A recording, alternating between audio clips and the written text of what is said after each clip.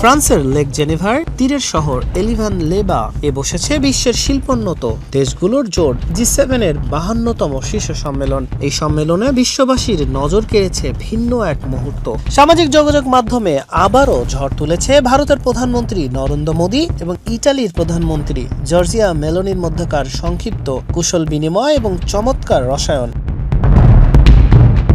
বৈশ্বিক নানা চ্যালেঞ্জ মোকাবেলা, ইউক্রেনের পাশে থাকার অঙ্গীকার এবং যুক্তরাষ্ট্র ও ইরানের মধ্যকার সাম্প্রতিক চুক্তিকে স্বাগত জানান বিশ্ব নেতারা। বিশ্ব নেতাদের সঙ্গে গ্রুপ ছবির জন্য দাঁড়ানোর ঠিক আগ মুহূর্তে একে অপরকে অভিবাদন জানালেন নরেন্দ্র মোদী এবং জর্জিয়া মেলোনি। দুইজনের কথোপকথনে ছিল এক দারুণ প্রাণবন্ত রসায়ন। ইটালির প্রধানমন্ত্রী মেলোনি রসিকতা করেই বলেন, তারাই ইনস্টাগ্রামের সবচেয়ে বিখ্যাত জুটি।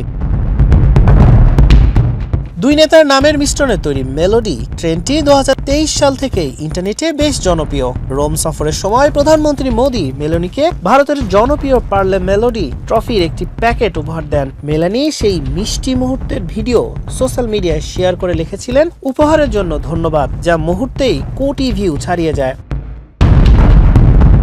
তবে নরেন্দ্র মোদী এবং জর্জিয়া মেলোনির এই চমৎকার বন্ধন কেবল ছবির মধ্যে সীমাবদ্ধ নয়, কূটনীতি এবং অর্থনীতিতেও এর গভীর প্রভাব রয়েছে। ইটালি বর্তমানে ভারতের অন্যতম গুরুত্বপূর্ণ বৈশ্বিক অংশীদার। দুই দেশের দ্বিপাক্ষিক বাণিজ্য $1677 কোটি ছাড়িয়ে গেছে।